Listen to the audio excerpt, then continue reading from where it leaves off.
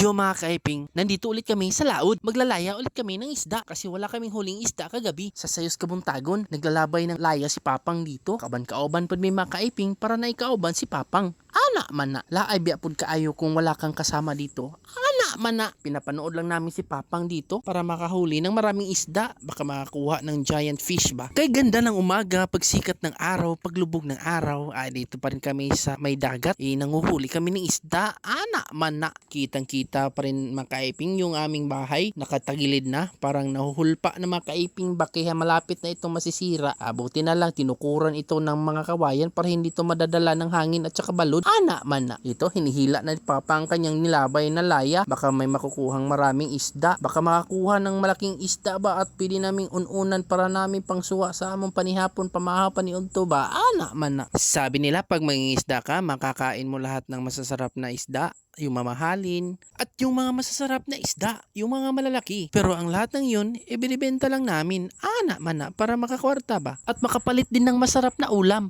Ana man na.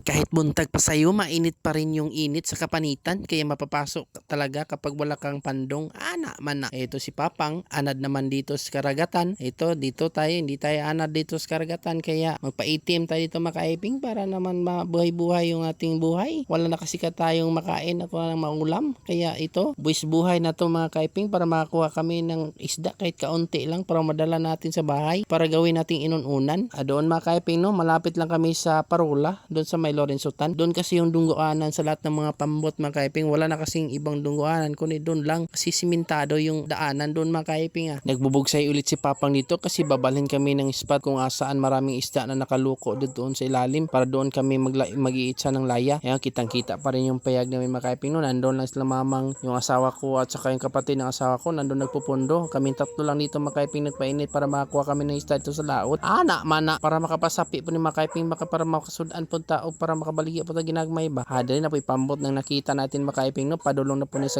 Parola pala mga kaiping. Ito pala yung pambot na ginamit ni Mamang nung nakaraan nung ginamit niya pang sundo ni Papang doon sa kalagitnaan ng dagat. Ana pa, may tubol pang nagluto-luto dito mga kaiping. Yaks kadiri. Nasabot pa yung playa ni Papang sa may usok kaya ito pahirapan ng tanggalin. Buti na lang natanggal yung laya kaya walang laman yung laya niya, walang isda kaya ito balik agad sa pag-iitsa.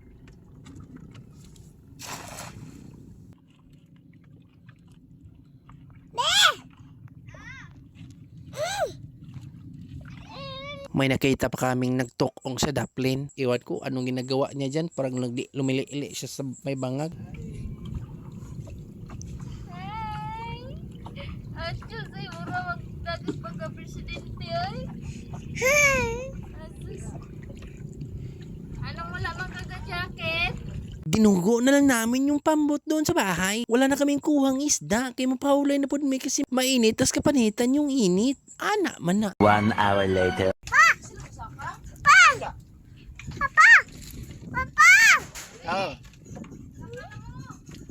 Pambihira naman to mga kaiping. May alimango pang nakaakit sa bangka. Masakit pa rin yung paak nito mga kaiping kasi malaki-laki din to eh. Murag dako gining paak po ba? Two araherns. Pag-akyat namin sa payagerns, hinahanap ng butchok ko yung kanyang biberoners kasi magto 2 years na siya mga kaiping. Ana mana, parang matulugin ni mga kaiping. Ito yung itsura namin pag nandito may sa Payagerns. Nagatikunggong lang kay walay ato pang sa Babawerns. Ito, mainit ang panahon. Mainit din ang sidlak sa adlaw. Kaya maghanap kami ng landong para dili kami makita sa adlaw. Naman na atin sa tong limasin yung pambuterns. Baka masudlan dagang tubigerns. Makita po nato mga kaiping yung nakuha naming isda. Napakarami at napakalaki. 3 kilo. Kayo. Mga 3 kilos gina. 3 kilos yun. Pati ka bugatag yun. Oh. Ikaw, bobo, putang ina mo ka!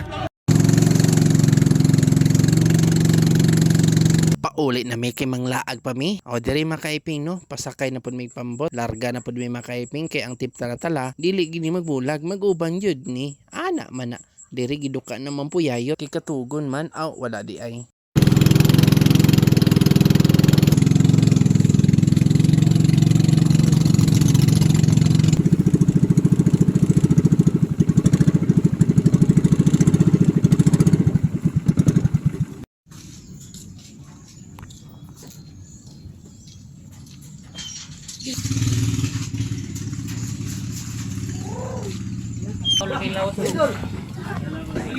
Ha?